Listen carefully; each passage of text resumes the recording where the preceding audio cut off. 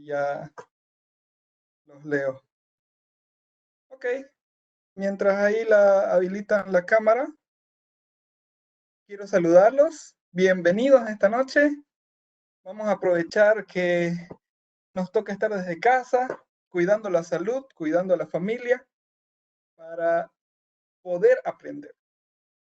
Esta cuarentena no debería parar nuestro aprendizaje. Y es por eso que esta noche quiero presentarles el tema cómo liderar en un mundo VUCA. ¿Y cómo liderar en un mundo VUCA? Ahí tomé la imagen de Game of Thrones, porque verán que ese entorno fue bastante VUCA, ¿no? Para los que tienen una idea ya del concepto. Vamos a entrar con una breve introducción de qué significa VUCA y luego de eso vamos a proceder a los conceptos de cómo encarar un proyecto, un conjunto de proyectos, una organización en entornos cambiantes. El siglo pasado tuvo una serie de inconvenientes que dieron lugar a analizar qué estaba pasando en el mundo. Y lo que estaba pasando era que había recesión, había una altísima incertidumbre respecto al futuro, había una amplia complejidad y también había ambigüedad. Como verán, este cuadro representa una guerra y en esta guerra hay cosas volátiles que cambian de un rato a otro, hay incertidumbre respecto al futuro, hay una complejidad porque hay muchas variables que inciden en un resultado y por otro lado hay que las decisiones que estemos tomando ahora, que las decisiones que se tomaron en esa época, donde se reúnen una serie de factores que hacen difícil prever el futuro, podría dar lugar a resultados diferentes a los esperados. Una aclaración adicional sería que un entorno complejo tiene muchas partes y variables interconectadas entre sí. La volatilidad tiene gran velocidad de cambios en las variables. La ambigüedad, en cambio, es que no hay claridad entre las relaciones de las variables. Y la incertidumbre es que existe la posibilidad, pero no una seguridad de que ocurran los cambios. Si ustedes ven bien aquí, tenemos una matriz de doble entrada, donde podemos analizar de izquierda a derecha los componentes que están a la izquierda con cuánto uno sabe de la situación. Mientras menos uno sepa, más ambiguo o complejo será. Y mientras más uno sepa de la situación, cabe la posibilidad de que sea muy volátil o incluso incierto. Parece una falacia, parece algo que no tiene correlación. ¿Cómo es saber de la situación y aún así tener incertidumbre? Significa que existe una posibilidad, pero no seguridad. Una cosa es saber la situación y otra cosa es ver a futuro cómo va a impactar cada una de las acciones que yo voy a tomar. Por otro lado, de arriba hacia abajo, vamos a ver la pregunta, ¿qué también puedes predecir el resultado de las acciones? Si uno puede predecir muy poco, algo será ambiguo o incierto. Y si uno puede predecir, en cierta medida, de mejor manera,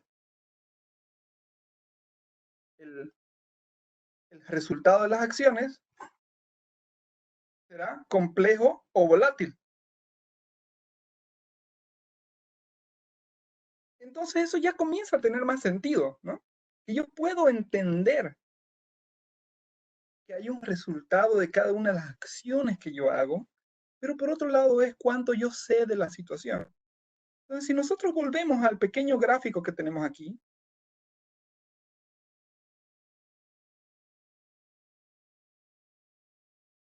el cuadro representa todas las variables que estamos analizando, ¿no?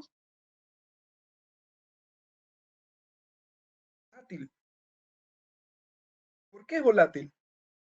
Pónganme sus ideas ahí en el chat. ¿Por qué sería incierto?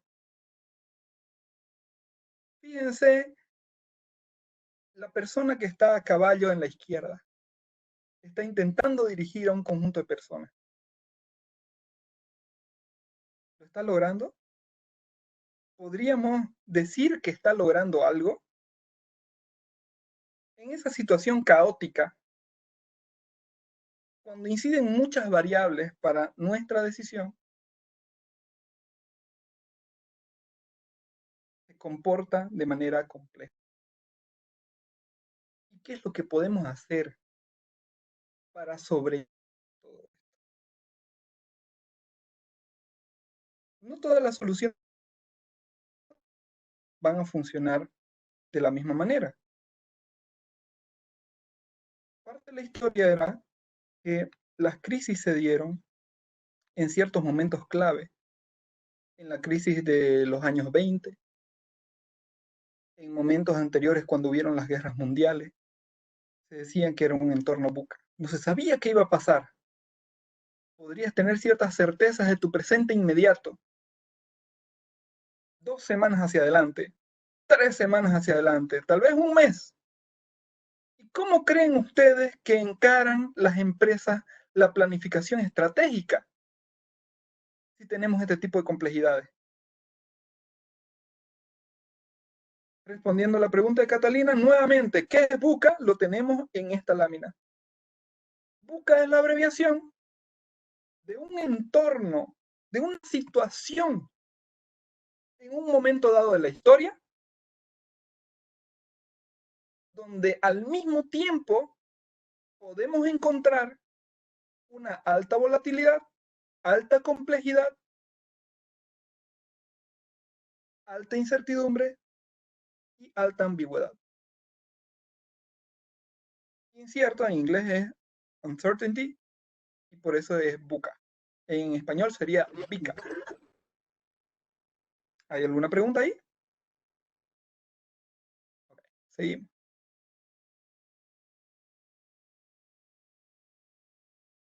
Quisiera, por favor, que cada uno de ustedes entre a esta página web que se llama menti.com, utilice el código 166128. Voy a dar un par de minutos para que cada uno de ustedes lo haga y en base a eso veremos qué resultados tienen. Ya conociendo el concepto de buca o bica en español, podremos tener una idea para responder de manera adecuada la pregunta. La pregunta es, ¿qué elemento buca afecta más a sus proyectos?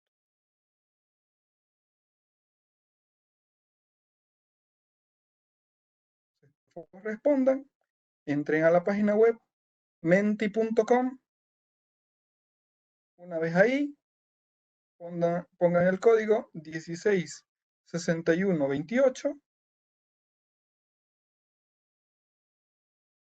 Tiene filtro de malas palabras, así que no van a poder poner.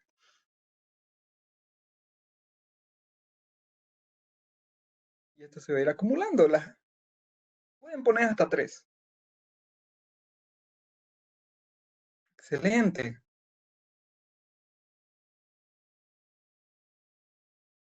Ahí, Raúl, ¿me ayudas diciendo cuántas personas hay para más o menos parar la encuesta en cierto momento? Listo, en este momento tenemos 82 personas en línea. Perfecto, muchas gracias. En cualquier momento que se les ocurra una pregunta, pueden ponerla en el chat si es necesario. La voy a leer en medio de la exposición y la voy a explicar. Y si no se pudiera, la vamos a pasar para el final. Y si creen necesario, vamos a habilitar el micrófono. Ya eso lo vamos a organizar con el equipo. 70 participantes. Y repitiendo el significado de buca, es una condición que se da en un momento dado de la historia donde se reúnen ciertos elementos que son volatilidad, incertidumbre, la U es de incertidumbre, pero en inglés, complejidad y ambigüedad.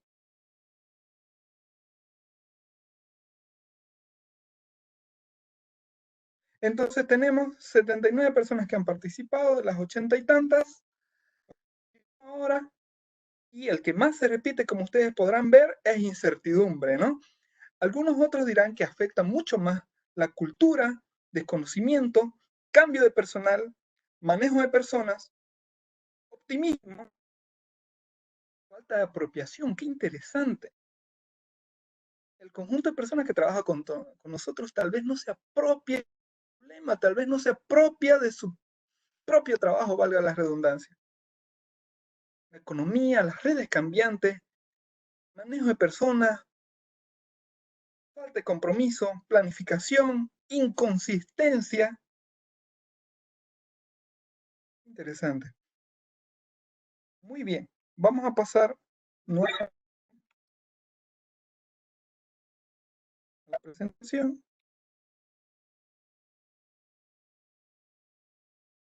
Ahí tuvieron el resultado.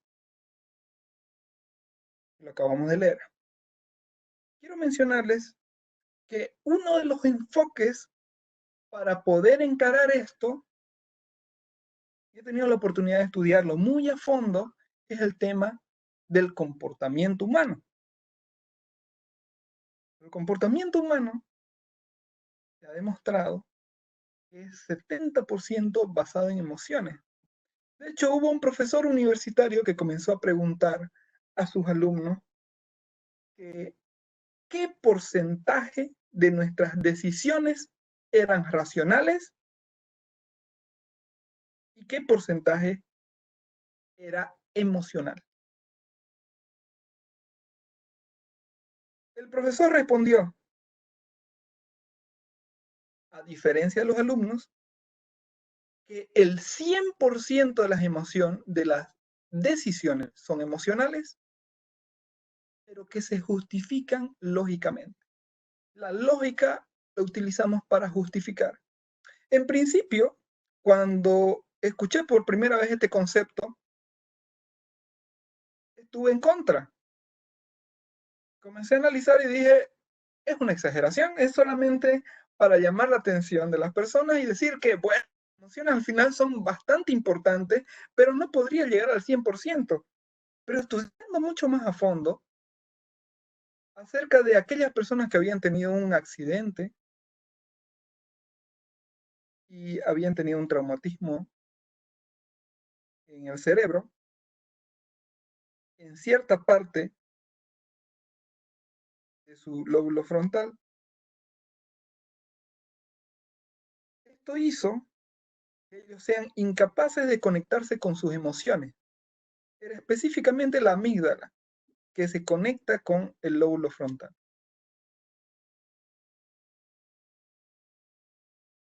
Resulta que nosotros tomamos decisiones basadas en emoción. Al no utilizar, al no tener acceso a nuestras emociones, se viene una avalancha de información. E incluso la decisión más simple, como qué pasta de dientes comprar, se hace imposible. Porque ¿cuántos datos nosotros tenemos en la cajita de la pasta de dientes? ¿Cuántos datos nosotros tenemos en la cajita de cereal? Comparamos unos con otros, los vemos muy similares. Si no tuviéramos acceso a las emociones y nuestra decisión tendría que ser lógica, seríamos incapaces de decidir inmediatamente. Entonces tuvo más sentido lo que este profesor universitario citó. Ya no se convirtió en una exageración, que esa fue mi primera apreciación. En realidad, no es una exageración. Las decisiones son 100% basadas en emociones y las justificamos lógicamente. Pero aquí vamos un poco más allá. No son solamente las decisiones, son el comportamiento. Y el comportamiento humano se basa en emociones un 70% del tiempo.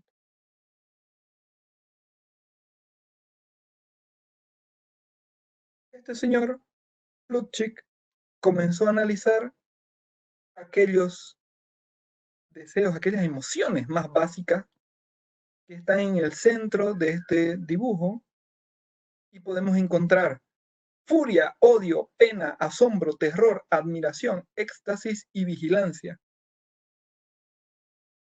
Y del centro hacia afuera tenemos las mismas emociones, pero más atenuadas. Entonces, de terror, más atenuado será miedo, y aún más atenuado será solamente temor. Y en medio de terror y admiración, un poco más atenuado, tendremos sumisión. Y así, este gráfico muestra el espectro completo de emociones, desde las más básicas hasta las mezclas y atenuaciones. ¿Por qué les explico todo esto? En estos momentos de entorno buca, porque lo estamos en un mundo buca en este momento. Tuve la oportunidad de dar una exposición basado en esto mismo que les estoy explicando, sin que esté la situación actual del año pasado.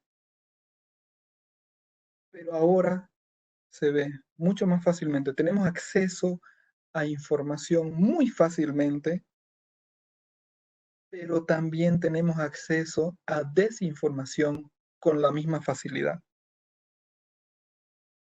Muchas de esas desinformaciones se basan o apelan a nuestras emociones y tenemos que tener cuidado. Entonces pasamos desde un punto de vista conocimiento personal, de autoconocimiento, para luego pasar a ver cómo manejamos nuestros proyectos y cómo manejamos a nuestro equipo de proyectos.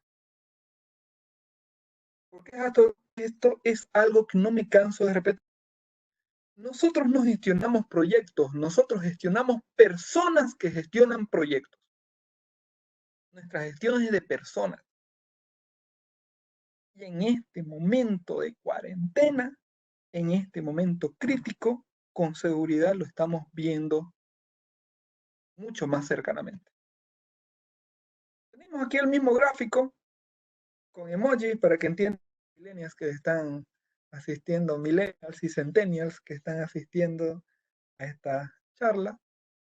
Y vemos que este espectro no solamente es en 2D, sino también en 3D. Hay profundidad, hay matices con cada nuevo sistema. ¿De acuerdo?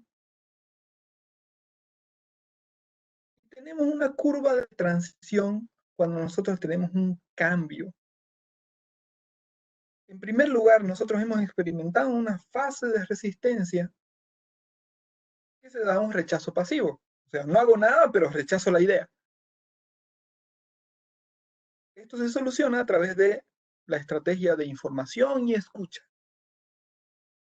Pero conforme va sucediendo el cambio, va haciéndose cada vez más profundo el cambio, va afectando más a mi forma normal de trabajar, hay una resistencia activa. El otro día leí que un amigo estaba preguntando por Facebook qué puedo hacer con desarrolladores, personas que trabajan en desarrollo de software. ¿Qué puedo hacer con desarrolladores que no quieren trabajar? Y comenzaron a responder las personas, sus amigos, que decían, primero habrá que preguntar la situación, si estas personas están enfermas o no, y en base a eso actuar. porque la situación es crítica para todos. Él lo veía desde un punto de vista de empleador. Él se enteró de que sus desarrolladores que no querían trabajar no estaban ni enfermos, ni con ninguna urgencia mayor, fácilmente demostrable, sino que simplemente no se presentaban a trabajar. Las reuniones que se tenían no eran suficientemente eficientes. Entonces se dio por parte suya una resistencia activa que comenzó a ver soluciones para este problema. ¿Qué creen ustedes que se puede hacer ante un caso así? Hay una resistencia activa de ambos, ¿no? De las personas que normalmente trabajaban en oficina, ahora trabajar desde casa, que en algunos rubros lo han sentido mucho más fuerte y en algunos otros han sentido un declive notorio en el trabajo.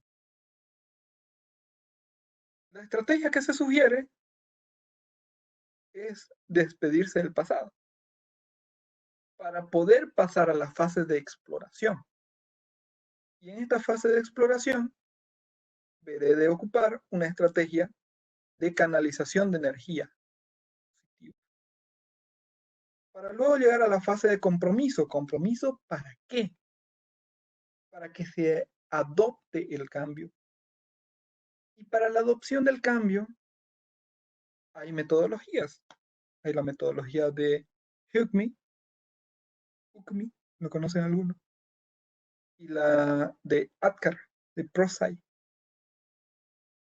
Las voy a dejar ahí en el chat después para que las vean. Y estas dos se basan en generar compromiso y en una comunicación abierta. Es reconocer que hay una necesidad de cambio, saber quiénes van a sufrir el cambio, a quiénes les va a afectar, comenzar a comunicar abiertamente y generar compromiso. Eso es lo que queremos lograr en estos tiempos de transición. Y a continuación les pongo un pequeño video que es una situación típica de un proyecto donde tenemos un jefe difícil. Quiero que le presten por favor mucha atención. Esperemos que la tecnología nos juegue a favor. Y vamos a escuchar. Lo que les voy a pedir es que este video con seguridad lo han visto, o es muy probable que lo hayan visto. Quiero que se enfoquen como si ustedes fueran el que tuvieran el jefe difícil. Cada uno de ustedes tiene este jefe difícil. Y enfóquense fuertemente en ponerse en la posición de la persona que recibe la visita. ¿De acuerdo? Ustedes son las personas que están a cargo del proyecto, reciben la visita de su jefe y enfóquense fuertemente en identificar emociones. ¿Listo? A continuación lo voy a poner.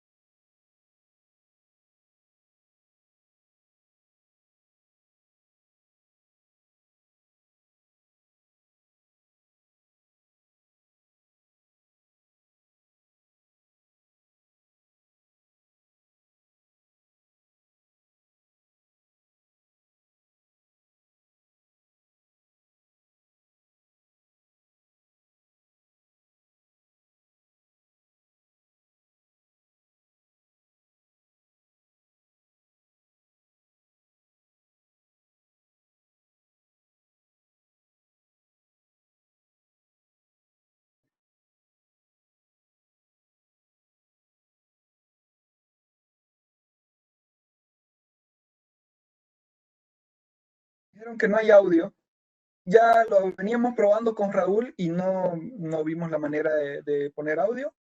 Disculpen por eso, les voy a mandar el video al final. De hecho, incluso utilizamos un plan de contingencia, ¿no? Activé mi celular para que se escuche el audio desde ahí con una cuenta aparte, pero parece que incluso esa solución no funcionó. Así que hay que lidiar a veces con este tipo de cosas, pero recordando un poco el video y de qué se trata, es Darth Vader que visita la Estrella de la Muerte y se encuentra con el Project Manager de la Estrella de la Muerte. Este Project Manager estaba con retraso, o sea, estaba el proyecto retrasado. Y le dijo, el emperador no aprueba su falta de progreso. El Project Manager se excusó y dijo, necesitamos más hombres, no vamos a llegar a tiempo. Y el otro le dijo, vamos a preguntarle al emperador a ver qué opina. Él no va a ser tan benevolente como yo. Y quedó ahí. Entonces, identificando esa situación, quisiera por favor que accedan nuevamente a menti.com y por favor voten. ¿Qué sintieron al ponerse en el rol de ese Project Manager? Entonces, a pesar de que no escucharon el audio, les conté la historia, vieron un poquito el video. Algunos se sintió contento, tal vez nunca lo visitaba el jefe, por eso se sintió contento. Tenemos 4 que están votando porque tuvieron miedo. Estas emociones que estoy poniendo aquí son las que identificó Plutchik. No me estoy inventando ni una, son las analizadas como básicas y más fuertes, bien marcadas.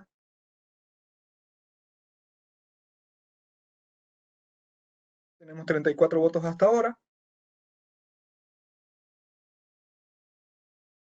Y con eso 18 personas, 19 con miedo. En segundo lugar, 16 con sorpresa, enfado.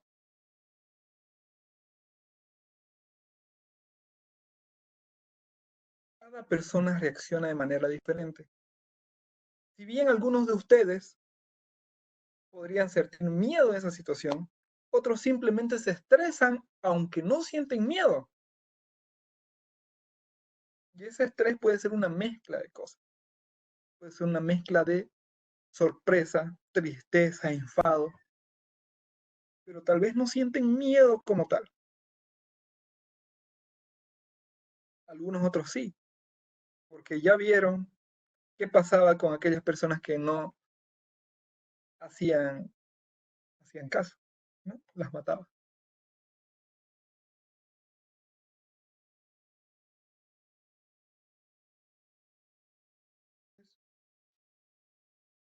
El autoconocimiento lleva al conocimiento del equipo. En un entorno así de volátil, incierto, complejo y ambiguo, la clave es el autoconocimiento. Una vez que logramos el autoconocimiento, podremos llegar al conocimiento del equipo. Resulta que el liderazgo se construye primero a través del autoliderazgo.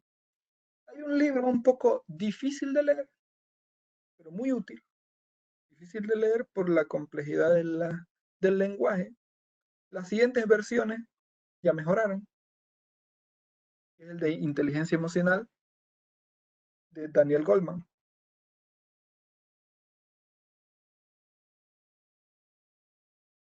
Parte de lo que menciona se recopila en otros libros de liderazgo. O sea, hay una cierta convergencia en todas las teorías. De hecho, hay tantas teorías de liderazgo como autores de libros.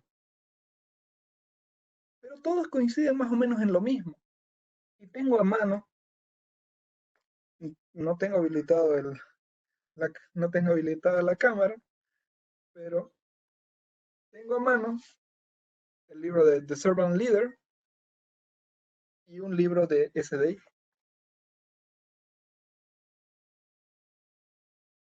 coincide más o menos en lo mismo, que la clave es el autoconocimiento para poder después llegar al conocimiento del equipo. Aristóteles, citado en el libro de Inteligencia Emocional de Daniel Goleman, decía, enojarse es fácil, pero enojarse en la magnitud adecuada, con la persona adecuada, en el momento adecuado, eso es cosa de sabios.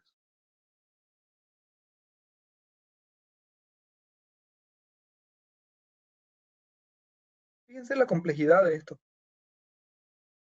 Está hablando de una de las emociones identificadas por Lubitsch.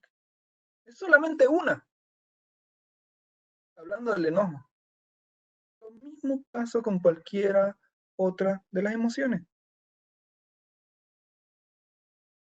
Entonces, estas emociones pueden afectar la forma como interactuamos con nuestros colaboradores, cómo interactuamos con nuestros clientes.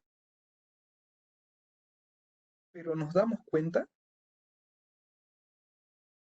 ¿O simplemente reconocemos la situación? Simplemente reconocemos la emoción una vez ha pasado el momento. Escríbame ahí en el chat para saber sus opiniones. Y esto es lo que decía Krishnamurti, que es una persona muy representativa en Oriente, poeta, conocido meditador. La pregunta es, ¿somos realmente conscientes de la ira, la tristeza, la felicidad, todo lo que menciona Plutchik, ¿no? O tal vez solo somos conscientes una vez ya han pasado.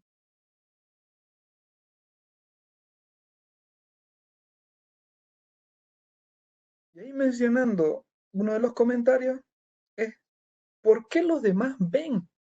¿Por qué nosotros podemos ver la ira, la tristeza, la felicidad de otras personas? ¿Por qué no nos damos cuenta del momento en que fuimos felices hasta que ya pasó?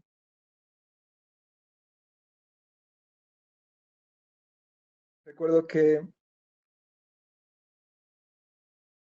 mi mamá decía, no me gusta sacarme fotos y nunca me gustó, pero ahora me arrepiento de no haberme sacado fotos cuando era joven. Uno se arrepiente después de cosas que no hace. Uno se arrepiente después de no haberse dado cuenta que era feliz en un tiempo anterior. Tal vez son felices ahora a pesar de la situación.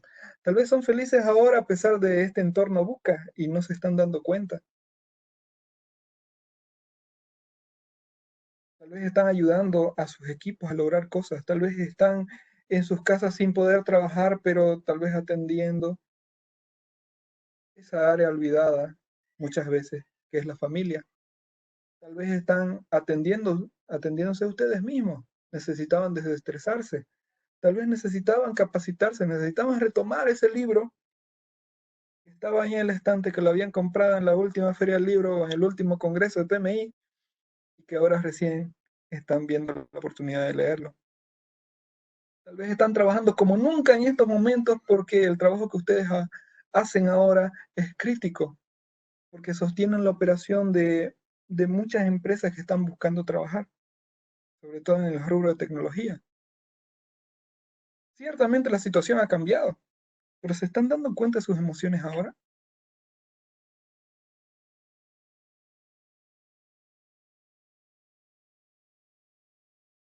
Generar emoción en el equipo versus generar emoción en los clientes. ¿Creen ustedes que es lo mismo o creen que es diferente? Fíjense que dijimos que el 100% de las decisiones se basa en emoción, pero el 70% del comportamiento humano se basa en emoción. El 30% restante es lógica.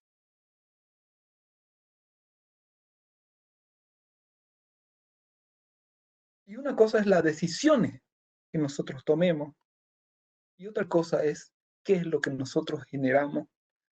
Porque repito, nosotros gestionamos personas, no gestionamos proyectos. Evidentemente, ambas son necesarias, como se menciona ahí en el chat. Generar emoción en el equipo y generar emoción en los clientes. El detalle es, ¿qué emociones estamos generando? ¿Somos los Darth Vader de nuestro equipo? ¿Estamos generando miedo, como ustedes bien lo identificaron? Tal vez ese es nuestro estilo de liderazgo y creemos que aplica a todas las situaciones. Por más que leamos que la necesidad de flexibilidad en el liderazgo es el camino hacia el éxito, otra cosa es cuando las papas queman, dicen coloquialmente. Otra cosa es cuando tu cliente te quiere seguir cobrando la multa, siendo que no se puede trabajar en estos momentos. Otra cosa es que hayas tenido ciertos contratos con clientes y se estén retrasando tus fechas y parte de toda esta pandemia resulta que no entra en fuerza mayor, que ellos quieren seguir trabajando pero tu equipo no tiene las condiciones. ¿Cómo lidias con eso? Estaba viendo un meme el otro día donde decía que el, este cambio digital que quieren hacer todas las empresas, ¿no? Fue acelerado no por los equipos ágiles, no por la alta dirección, sino por el coronavirus.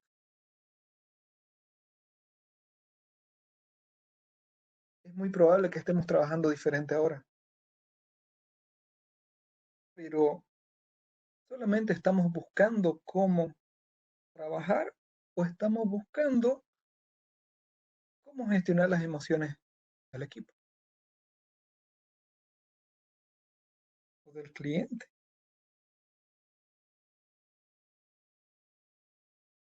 Para poder dirigir toda esta orquesta, nosotros tenemos que ser un agente de cambio. Todo lo que se mencionó respecto a emociones no es nada más que provisión de valor.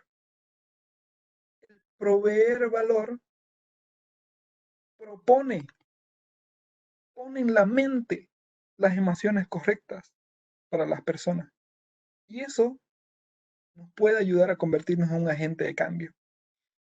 ¿Cómo nos vamos a dar cuenta que somos un agente de cambio y que estamos proveyendo valor? A través de hacer brillar los ojos a nuestros colaboradores. Y les voy a presentar un segundo video. En este video no vamos a tener el problema anterior, no es porque ya se haya solucionado el tema de, sino que este tiene subtítulos, ¿de acuerdo? Así que van a poder leerlo. Es un resumen de una charla TED de 2 minutos y medio o 3, en lugar de los 20 minutos que dura normalmente, para que se enfoquen en la parte más importante de cómo hacer brillar los ojos a nuestros colaboradores. Se los presento a continuación.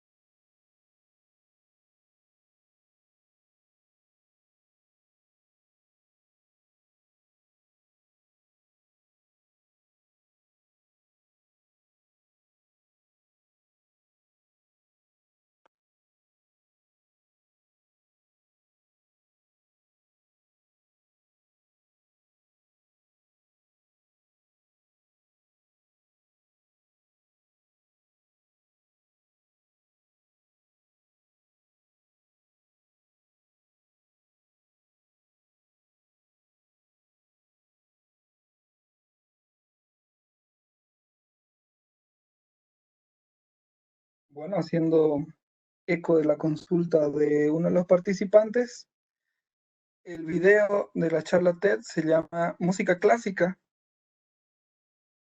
con Benjamin Sander. Benjamin Sander. Entonces está tanto en la aplicación de TED como en la página, en YouTube también. En español lo ponen como Benjamin Sander sobre música y pasión. ¿De acuerdo? Ahí lo pueden encontrar la charla completa. Ahora vamos un paso más allá. ¿Qué emociones ustedes experimentan en conflicto? Una cosa es cuando las cosas van bien y otro punto muy diferente es cuando todo va mal. Cuando mis proyectos no están bien, sucede que yo reacciono totalmente diferente a como lo haría normalmente. Incluso muchas veces podría hasta no reconocerme o hasta arrepentirme de cómo estoy reaccionando.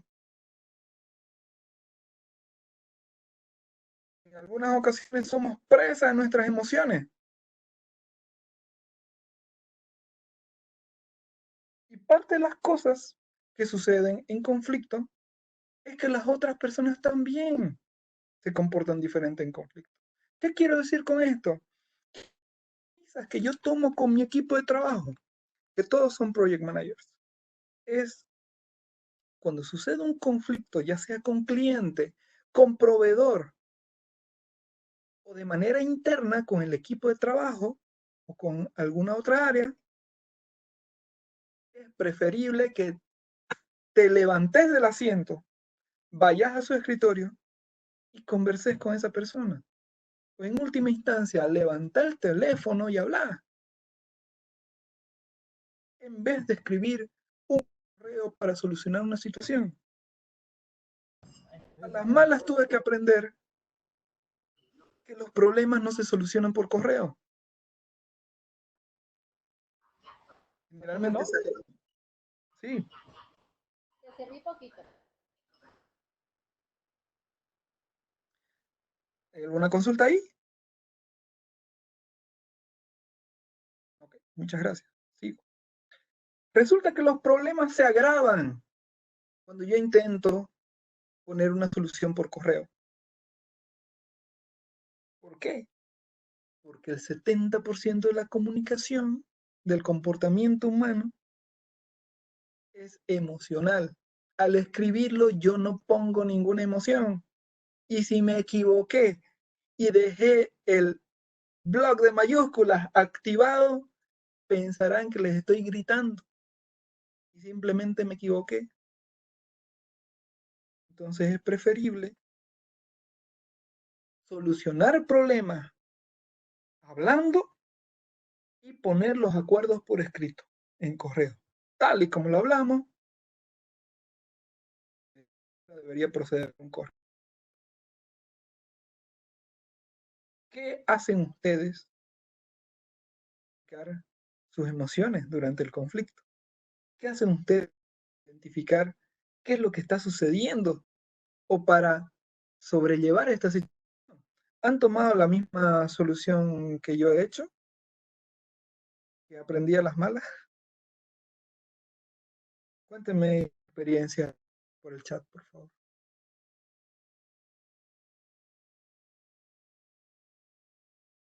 En los años 70, el doctor Elias Porter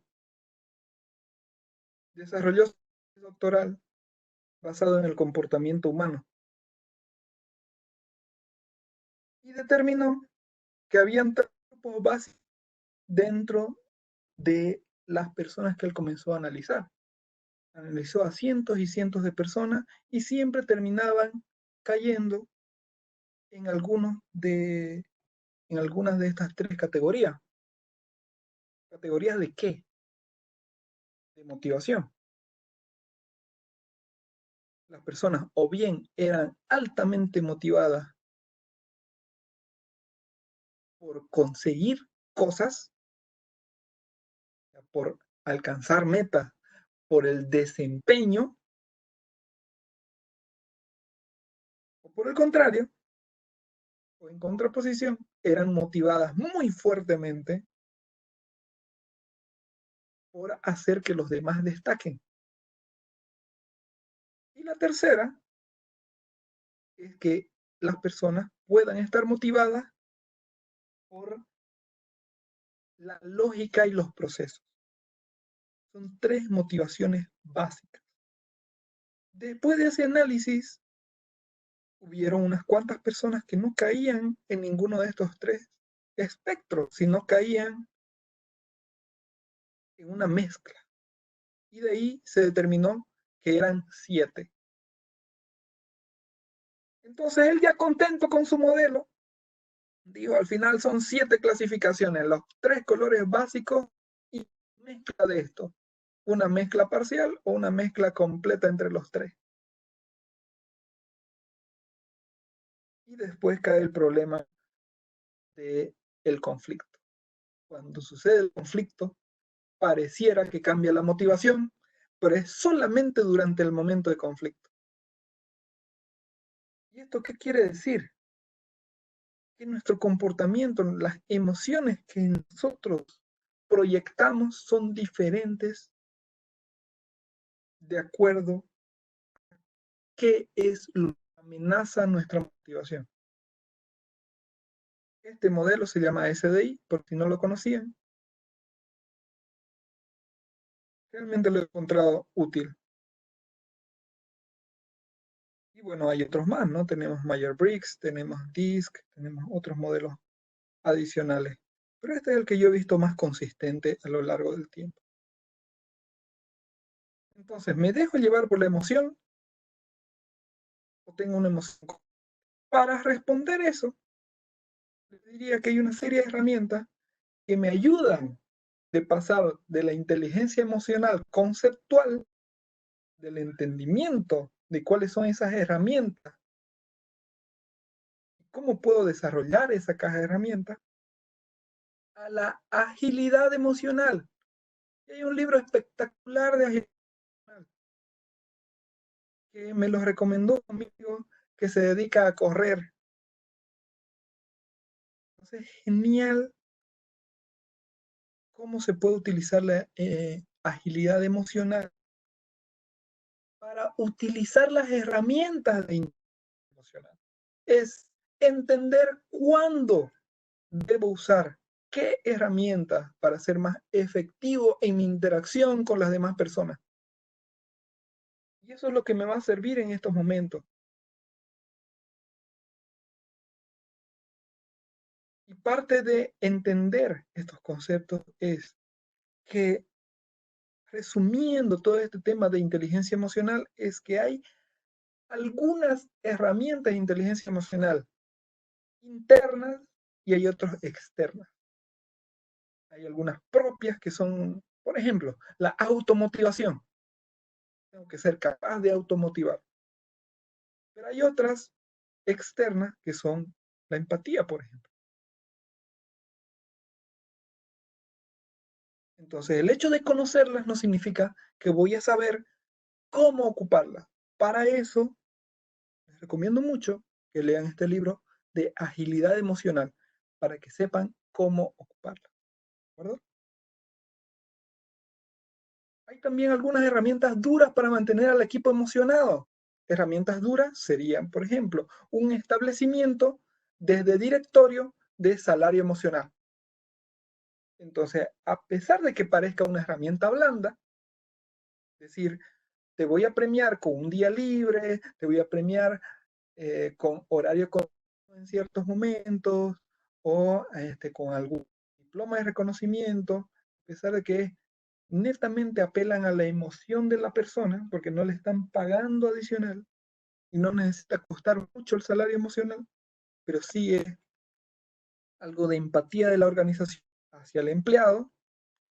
Es una herramienta dura porque se puede planificar, se puede medir,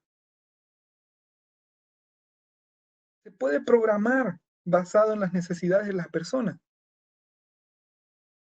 Y les dejo con esto. para liderar un mundo VUCA, debería yo estar dispuesto a tener un amplio apetito por aprender.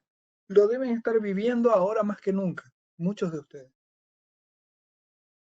Debo tener también una mentalidad fuerte para aceptar y o adoptar el cambio. Porque el cambio está ahí. Y de hecho, el día de mañana, cuando las cosas vuelvan a la normalidad, entre comillas, en realidad no van a volver a la normalidad. Va a ser diferente. Y en tercer lugar, tener un compromiso implacable para no comprometer los valores. Pero a pesar de que el World Economic Forum había dicho que para el 2020 necesitamos ciertas habilidades para destacar, todas estas top 10 habilidades del 2020, algunos creen que era necesario más ver cómo sobrevivir al coronavirus.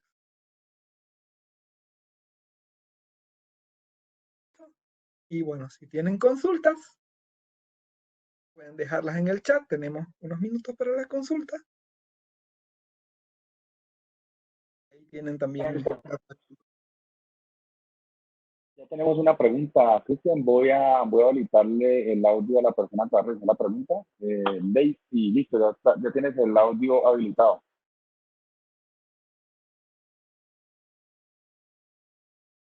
¿Sí escuchas?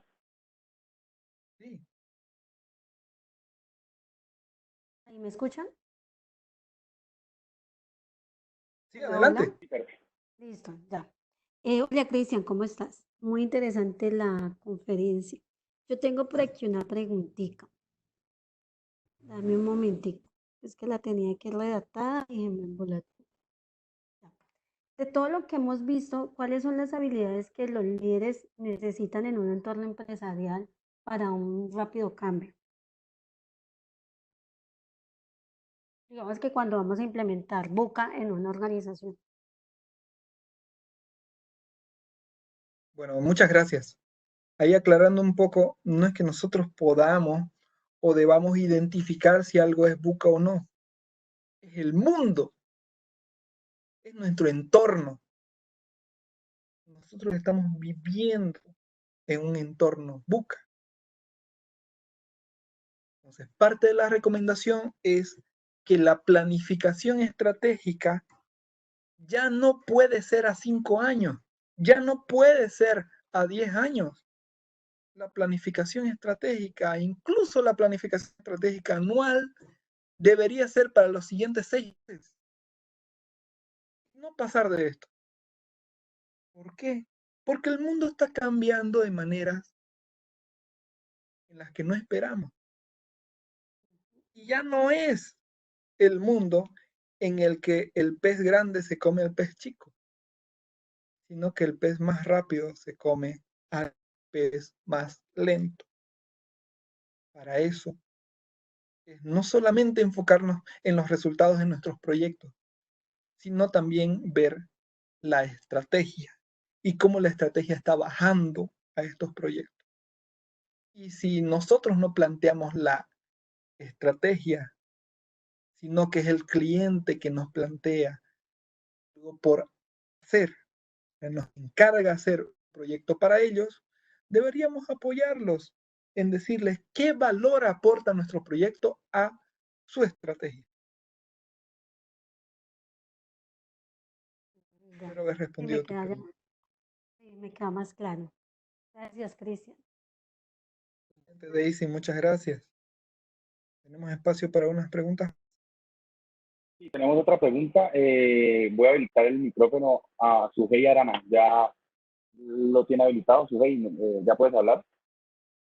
Hola, Cristian, hola a todos, muchísimas gracias. Una pregunta. En un ambiente VUCA que hoy está más palpable que de costumbre, ¿cómo volver la incertidumbre un recurso? Excelente, muchas gracias, Sujei. Te agradezco, es un gusto saludarte nuevamente. Igual volver para la mí. incertidumbre un recurso. La incertidumbre puede volverse un recurso cuando nosotros abrazamos la necesidad de cambio, cuando nosotros abrazamos la necesidad de ver que necesito tomar acción respecto a eso. Y voy con un ejemplo de dos espectaculares.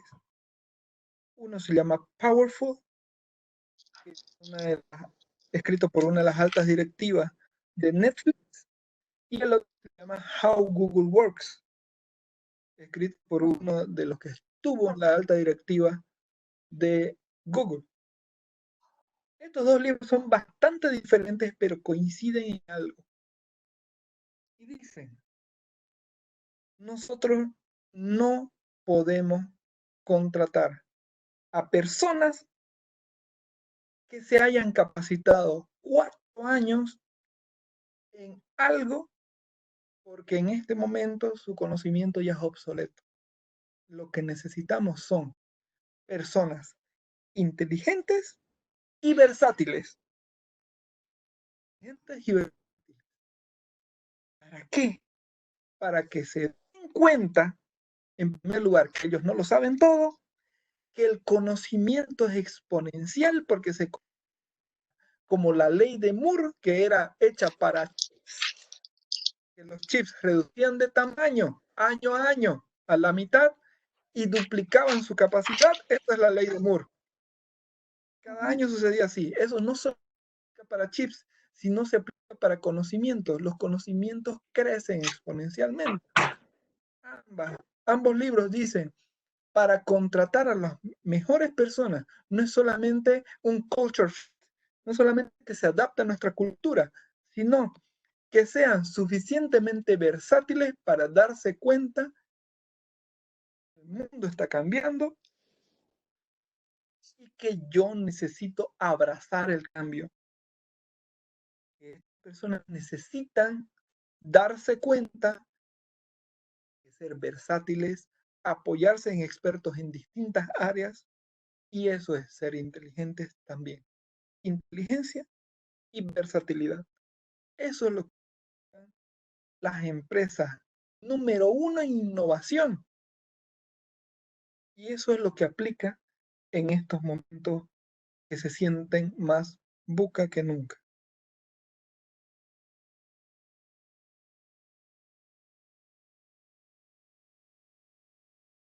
Gracias, Sujei. Muchas gracias por tu respuesta, por tu respuesta, Cristian. Ahorita le voy a dar paso al micrófono a Yamilet Rodríguez, quien es la presidenta del capítulo PME Pacífico Colombia.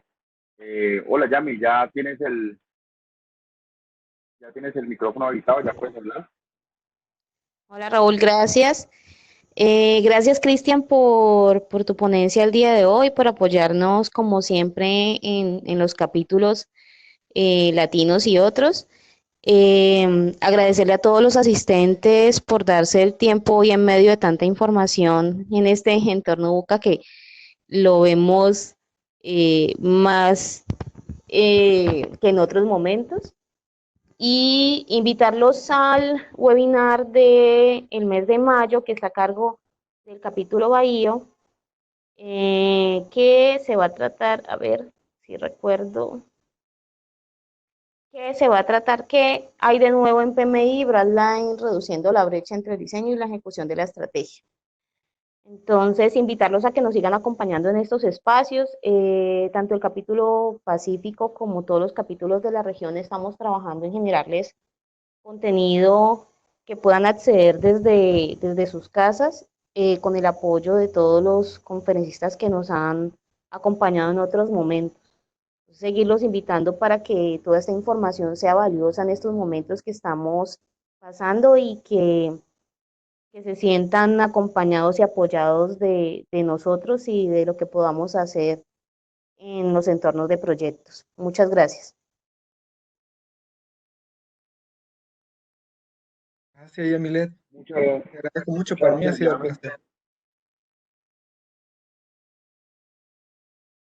Muchas gracias, Cristian, y muchas gracias a todos los asistentes.